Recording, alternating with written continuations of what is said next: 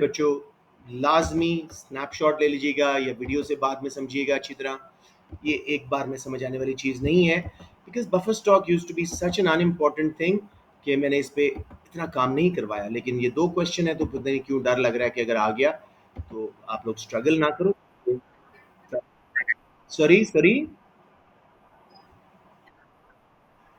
Choice में छोड़ दीजिएगा। यस, लेकिन कोशिश करें कि इसको समझ भी लें। जस्ट इन केस अच्छा क्वेश्चन नहीं मिलता तो you know we have this. अगर समझ आ गया तो इट्स वेरी वेरी इजी बच्चों। Okay, now let me make two diagrams side by side. ये जरा एएस के बच्चों को थोड़ी सी चीज मुश्किल लगेगी, राइट? दोनों डायग्राम आपने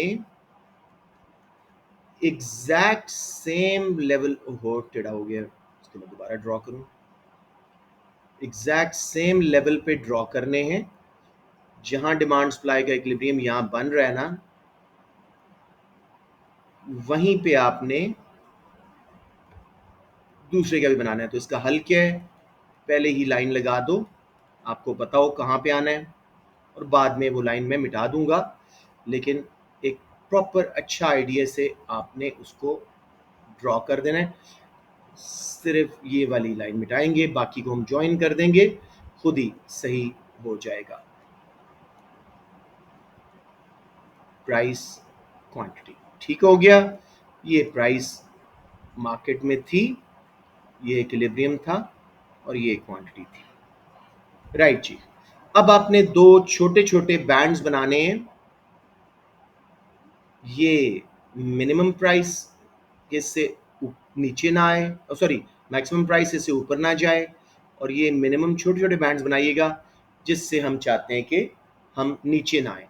आइडिया क्या है बफर स्टॉक स्कीम्स का? कि कंज्यूमर्स या प्रोड्यूसर को फायदा देना। अगर नीचे वाला बैंड देखो तो कंज्यूमर के फायदे के लिए कि सस्ता, जो प्रोड्यूसर के फायदे के लिए कि भाई ज़्यादा सस्ता ना हो, फार्मर्स को नुकसान ना हो। ऊपर वाला बैंड कंज्यूमर के फायदे के लिए कि भाई कंज्यूमर को एक हद से ऊपर प्राइस ना पे करनी पड़े। ठीक है, इन्हीं बैंड्स को एक्सटेंड कर दीजिए दूसरे ग्राफ पे। अभी तक बच्चों कोई प्रॉब्लम आ रही हो? अब मेरे बेटे, आपने जिस साल अच्छी फसल नहीं हुई, एग्रीकल्चरल गुड्स की सप्लाई इतनी कम करनी है कि प्राइस ऊपर चली जाए P1 पे। ये गवर्नमेंट चाहती है ना हो, राइट? तो वो अपने बफर स्टॉक से रिलीज करेंगे, इतना रिलीज करेंगे कि सप्लाई वापस एस पे आ जाए और प्राइस वापस दोनों बैंड्स के बीच में आ जाए। सप्लाई को बढ़ा रहे हैं बफर स्टॉक से, इमरजेंसी स्टोरेज से, गंदम चावल जो भी ये चीज है उसको रिलीज करके। समझ आ गया? दूसरे फिगर में आप सप्लाई को बढ़ाएं। कोई बहुत अच्छा मौसम था, फसल बहुत अच्छी हुई, अब प्राइस इधर एक सेकंड P2 पे आ जाएगी। ये भी एक्सेप्टेबल नहीं है, टू लो है फार्मर्स के लिए। वापस लाना है प्राइस को ऊपर, इसलिए सप्लाई को गवर्नमेंट वापस कम करेगी। कैसे? By purchasing it from the market, remove कर रहे हैं मार्केट से, वापस price within the bands आ गई। अब आपको खींच लेना है। But for most agricultural goods, if we're taking that as an example, how can you say that the government buffer stocks will keep them stored? यही तो इवैल्यूएशन है, यही नेगेटिव्स हैं उसके। Got it? अब मेरे बच्चे समझ आ रहा है कि नहीं? मुझे बताएं अगर इस ग्राफ में कोई प्रॉब्लम है। No. जी मेरा बेटा,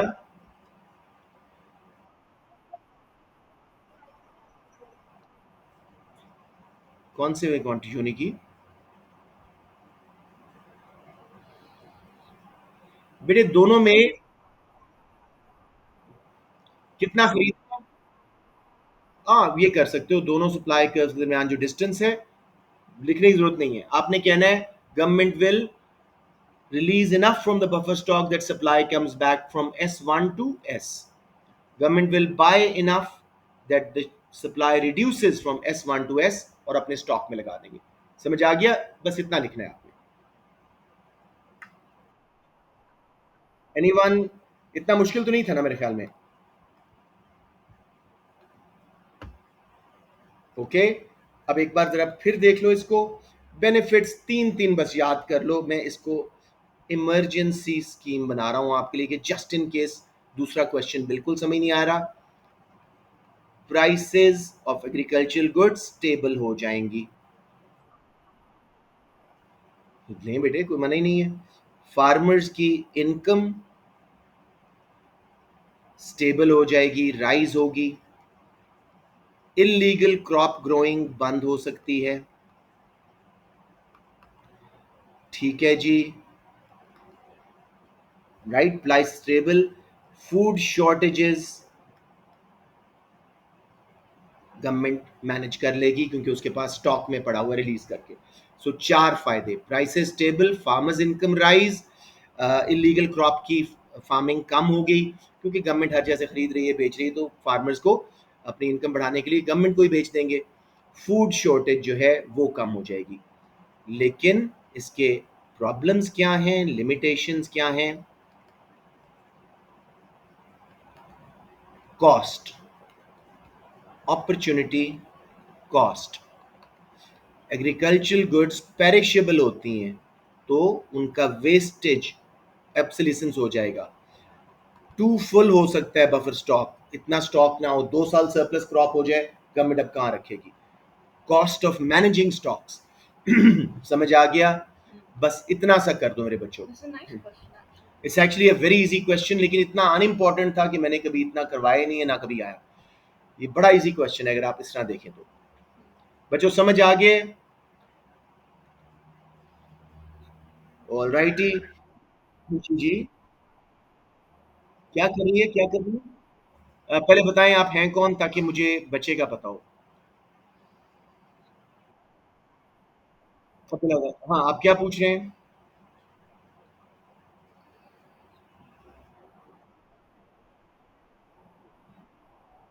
बेटे ये रिप्रेजेंट कर रही है कि हाईएस्ट टारगेट प्राइस ये है, लोएस्ट टारगेट प्राइस ये है। सेकंड भी यही रिप्रेजेंट कर रहा है कि भाई हम ना हाईएस्ट टारगेट प्राइस से ऊपर गवर्नमेंट जाना चाह रही है कि कंज्यूमर को नुकसान हो, ना उससे नीचे आना दे रही है कि प्रोड्यूसर को नुकसान हो। ये रिप्रेजेंट कर रहा है। एक किस्म की मिनिमम मैक्सिमम प्राइस लग रही है ना।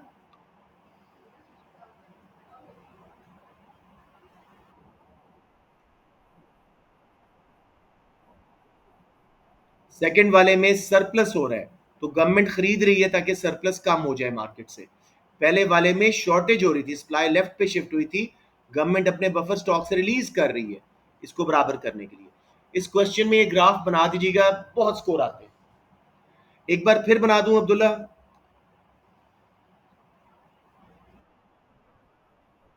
Okay, good enough. Anyone else? अब बच्चे, यहाँ पे मेरा सीआई से लड़ाई होती है उनके लाइव सेशंस में भी। वो कह रहे हैं assess the effectiveness of government intervention through buffer stock schemes. किसी को ख्वाब भी यहाँ पे आ सकता है कि यहाँ पे सब्सिडीज भी रिक्वायर्ड हैं या कोई और पॉलिसी भी रिक्वायर्ड है, लेकिन मार्क स्कीम जब मैंने खोली तो आई वाज शॉक्ड। वो कहते हैं जी कंपेयर करें गवर्नमेंट की अदर फॉर्म्स ऑफ इंटरवेंशन से। Do you see in the question Nina? So मजबूरन जी सब्सिडीज यूज करते हैं। Another way for government is to give subsidies to farmers so that their incomes rise, prices become lower and stable for consumers, food shortages reduce. Another way is tariff on import of food, so local domestic farmers produce gets sold, their incomes rise, prices for local goods will be more attractive for consumers. Evaluation G, buffer stock schemes may lead to too much spending by the government, wastage of the stock, right? Sometimes buffer stock में जो है over supply हो जाती है जिसकी वजह से save करने की जगह ही नहीं होती, स्टोर करने की जगह ही नहीं होती। सब्सिडीज कॉस्टली हैं, अपॉर्चुनिटी कॉस्ट है, therefore subsidies will be preferred because they're using market forces of demand and supply without too much government intervention। हम फार्मर्स को इनएफिशिएंट नहीं कर रहे कि उनको परवाह ना हो कि हम ज़्यादा बना रहे हैं तब भी गवर्नमेंट खरीद रही है, कम बना रही है तब भी गवर्नमेंट रिलीज कर रही है। तो फार्मर्स पे प्रेशर रहना चाहिए मार्केट फोर्सेस का। समझ आ गई? इसलिए मैं बफर स्टॉक के क्वेश्चंस के खिलाफ हूं। अब इसमें I think nobody can imagine कि सीआई क्या सोच रहा है कि भाई इसमें आपने एक और स्कीम भी करनी है। अगर होता ना explain why government intervention may be the most effective way, मैं मान लेता, बेस्ट वे मैं मान लेता। उसने क्या, उसी की इफेक्टिवनेस जज करो। Yeah. या सो ये थोड़ा सा गलत उन्होंने क्वेश्चन बना लेते हैं इस तरह के 12. Let's move on. Any questions on this ji? Now, although there are two questions, I think second question 5 should be. हमने इतना काम किया हुआ है मॉनेटरी पॉलिसी और इन्फ्लेशन के ऊपर कि अब आप लोग ये ख्वाब में भी सॉल्व करना चाहिए. Yes, please. No. इसलिए इसको मैं नहीं करवा रहा, मैं पहला क्वेश्चन करवा रहा हूँ. ये थोड़ा सा ट्रिकी है और इसमें डायग्राम भी अच्छा इसी बहाने रिवाइज We हो did जाएगा. this though. It's a different question. Equilibrium is determined open companies got over. Okay, the budget trade and deficit हाँ, thing is new. नहीं, there's a difference. With the help of a circular flow of income diagram, यहाँ बच्चों को मसला होएगा. लेकिन Isn't it the houses bill? या बहुत इजी है, लेकिन बच्चों को याद नहीं होता.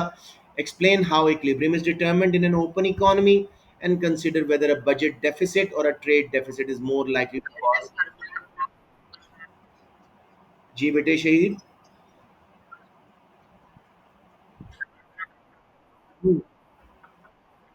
हाउस होल्ड फर्म्स, फिर गवर्नमेंट टैक्सेस, वो सारा कुछ ये बिल्कुल वही है. ठीक है, क्योंकि उसने फोर सेक्टर ओपन इकोनॉमी का कहा है. शायद मार्क स्कीम में भी हो, लेकिन पहले हम डिफाइन कर देते हैं ओपन इकोनॉमी को. या सर्कुलर फ्लो ऑफ इनकम से स्टार्ट करते हैं. Circular flow of income refers to how money and incomes flow between different sectors of the economy. An open economy refers to the one with households, firms, government and international trade sector. ठीक है. फिर उसके बाद मेरे बच्चों हम चलते हैं, बजट डेफिसिट बाद में क्लियर कर लेंगे इस एनालिसिस में. हम इसका डायग्राम बनाते हैं. तो let me first find an empty space और उसके बाद हम इसका डायग्राम अच्छी तरह करते हैं. It should be good enough space, I would say. बेटे हमेशा क्लोज्ड इकोनॉमी से स्टार्ट करो. मैं टाइम बचाने के लिए एच एच लिख रहा हूँ, पूरा लिखें हाउस होल्ड्स और इधर फर्म्स. हाउस होल्ड्स क्या प्रोवाइड करते हैं फर्म्स को? Factor services. नहीं, firms goods and services Enterprise and देते हैं. labor, right? हाँ, household factors of production provide करते हैं. Factor services, land, labour, capital, enterprise. वो जब फर्म में जाता है तो फर्म्स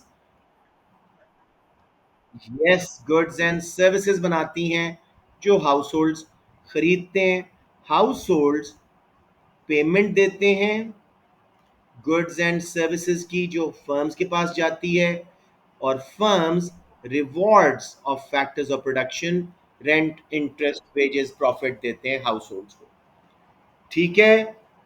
अगर ऐसे रहे तो इकोनॉमी इक्विलिब्रियम में है, लेकिन हाउस होल्ड्स कुछ पैसा सेव कर लेते हैं जो जाता है बैंक्स में, और बैंक्स वो पैसा वापस फर्म्स को लोन्स की फॉर्म में चैनल करते हैं. तो ये इन्वेस्टमेंट बन जाती है हाउस होल्ड्स की, फर्म्स की. राइट. फिर तीसरा सेक्टर ऐड कर रहे हैं हम लोग, गवर्नमेंट का. गवर्नमेंट के आने से टैक्सेस का विड्रॉल आता है.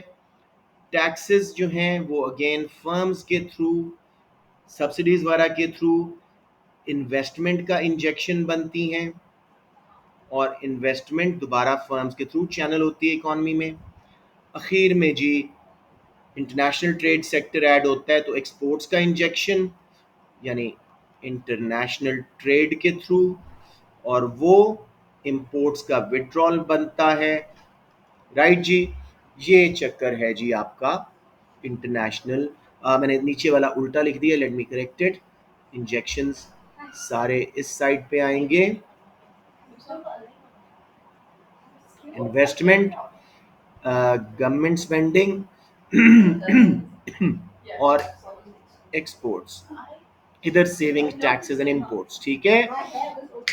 एक बार फिर बता रहा हूँ, हाउस होल्ड्स फैक्टर सर्विसेज देती हैं, फर्म्स उनको यूज करके goods and services house holds को बेचती हैं. हाउस होल्ड उनके पैसे देते हैं, फर्म्स उसके रिवॉर्ड्स देते हैं हाउस होल्ड्स को. लेकिन कुछ विड्रॉ. जी सर.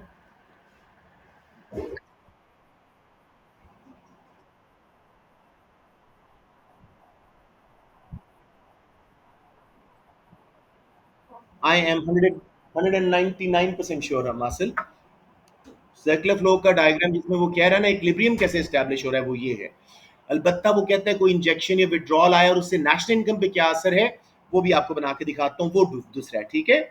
अब आप क्या बोलोगे कि if savings plus taxes plus imports are equal to injections of investment, government spendings and exports, equilibrium है वरना डिसइक्विलिब्रियम है।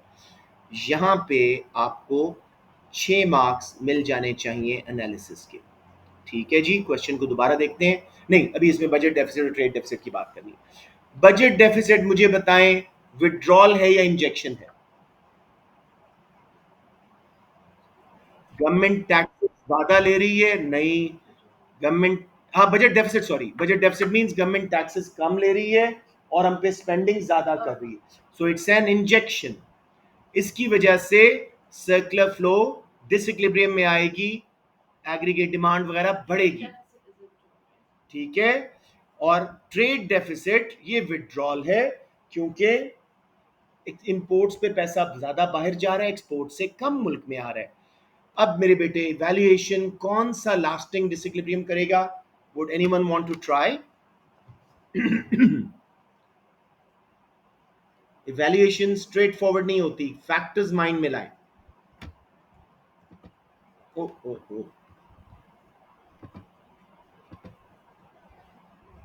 कोशिश करें बच्चों, even a wrong attempt is appreciable. बताइए।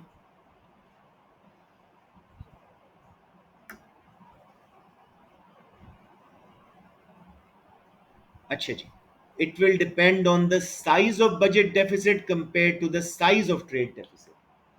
If trade deficit is bigger, withdrawals will be greater and disequilibrium will last longer. On the other hand, if budget deficit is bigger, then the injection will cause disequilibrium for a longer term. ठीक है, एक second. It will also depend on if the economy open economy और closed economy. Open economy में trade deficit बड़ा withdrawal create करेगा और economy ज्यादा देर तक डिसइक्विलिब्रियम में रहेगी। अब पूछे बेटे।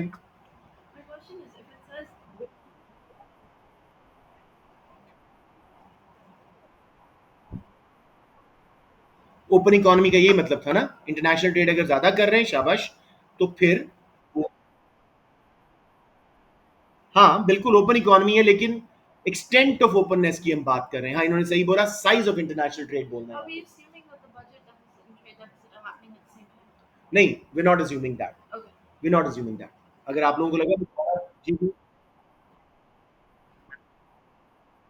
yes, if it relies more on international trade, trade deficit is likely to cause a bigger disequilibrium and longer disequilibrium. Whereas if it's more reliant on internal trade, then budget deficit will have a bigger and lasting disequilibrium. समझ आ गया मेरे बच्चों? कोई confusion? It was a tough question, and if that wasn't enough, second one is even tougher question. इसलिए ये question ना कीजिएगा, लेकिन फॉल बैक ऑप्शन होनी चाहिए हमेशा। जी बोलें बोलें।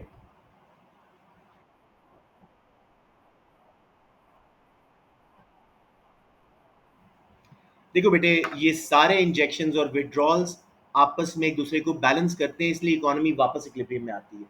अगर आज गवर्नमेंट टैक्सेस ज्यादा ले रही है, उसके पास बजट सरप्लस हुआ, वो स्पेंड करेगी, जिससे इंजेक्शन आएगा और वापस इक्विलिब्रियम आ जाएगा।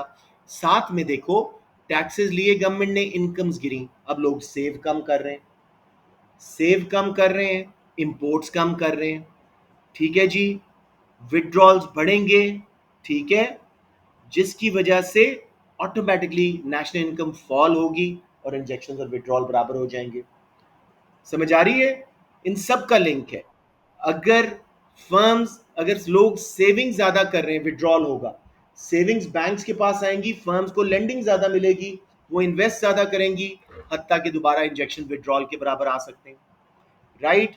लास्टली, अगर एक्सपोर्ट ज्यादा हो रही हैं, हमारे मुल्क में इनकम्स बढ़ेंगी, हम इंपोर्ट ज्यादा करेंगे, तो इंजेक्शन विड्रॉल को दोबारा बैलेंस आउट करेंगे। ये सेल्फ हीलिंग इकोनॉमीज है, ऑटोमेटिक स्टेबलाइजर है। समझ आ गया मेरे बच्चों?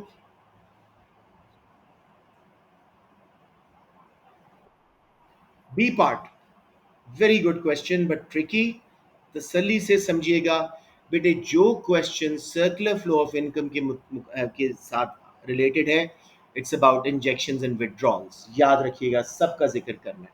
वो कहता है असेस करो 4 मार्क्स के लिए, बताओ पहले कि इन्वेस्टमेंट इन न्यू इंफ्रास्ट्रक्चर क्या पॉजिटिव इंपैक्ट करेगा सर्कुलर फ्लो पे, और क्यों पॉजिटिव नहीं करेगा 4 मार्क के लिए, फिर इवैल्यूएशन ऑन बैलेंस ये क्या करेगा। तो सबसे पहले इन्वेस्टमेंट है क्या? Spending on capital goods by firms and government. It is an injection into the circular flow of income. When this happens, investment firms करती हैं, jobs are created, वो फैक्टर सर्विसेज पे करते हैं, फैक्टर प्रोडक्शन को rewards देते हैं, ठीक है, जिससे सर्कुलर फ्लो में इनकम जनरेट होना शुरू हो जाती है between house hold and firms. फिर गवर्नमेंट भी अगर इन्वेस्टमेंट कर रही है, उससे भी जॉब्स क्रिएट हो रही हैं, सर्कुलर फ्लो जन्म ले रही है, अगेन पैसा चैनल हो रहा है इकोनॉमी के अंदर। ठीक है जी। ये 4 मार्क्स के लिए आपने एलैबोरेट करना है कि जी एग्रीगेट डिमांड बढ़ रही है, लॉन्ग रन में एग्रीगेट सप्लाई बढ़ रही है, ठीक है। उल्टी साइड पे अब आपने जाना है, however every investment will give birth to leakages, withdrawals.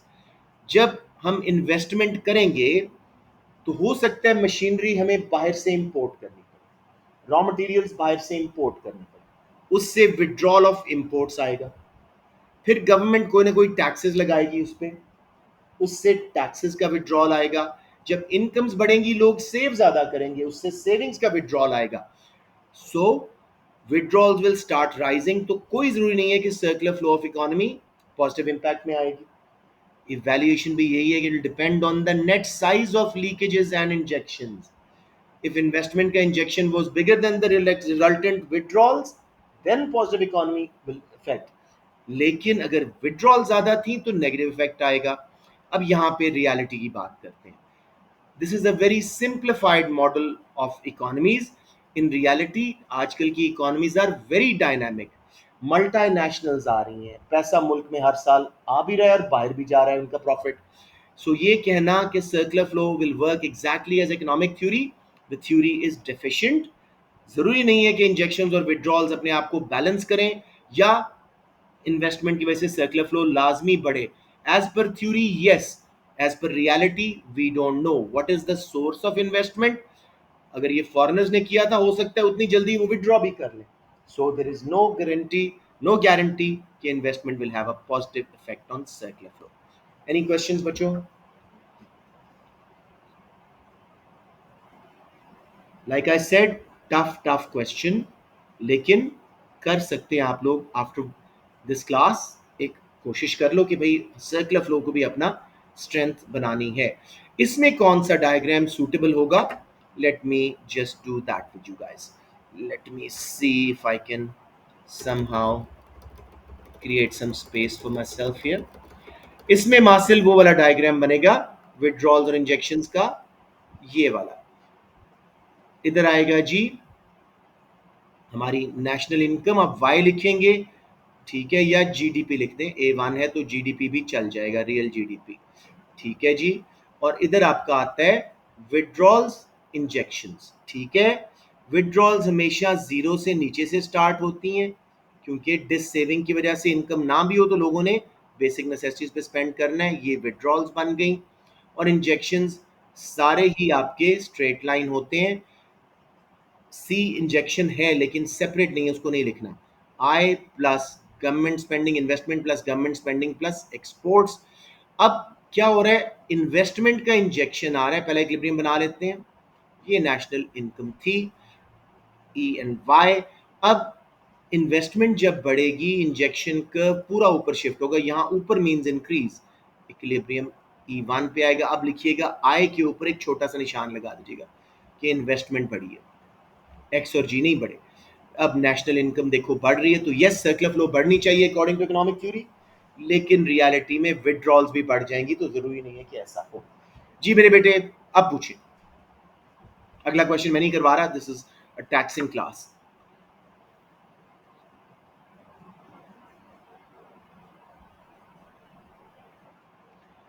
ये वाला मेरी तरफ से आप लोगों को होमवर्क है, ये करो मेरे बच्चा, बहुत खुल के लिखो पॉलिसीज के ऊपर। चेक करने के लिए मुझे भेज भी सकते हो, वरना मार्क्स स्कीम से असेस कर लेना, ये बहुत इजी क्वेश्चन है। डू दैट, ठीक है। पहला होमवर्क असाइन कर रहा हूँ बिकॉज एग्जाम्स पास आ रहे हैं, आपके दूसरे पेपर भी हैं, लेकिन ये आपने लाजमी करना है। Everyone clear ji? Shall I close the class?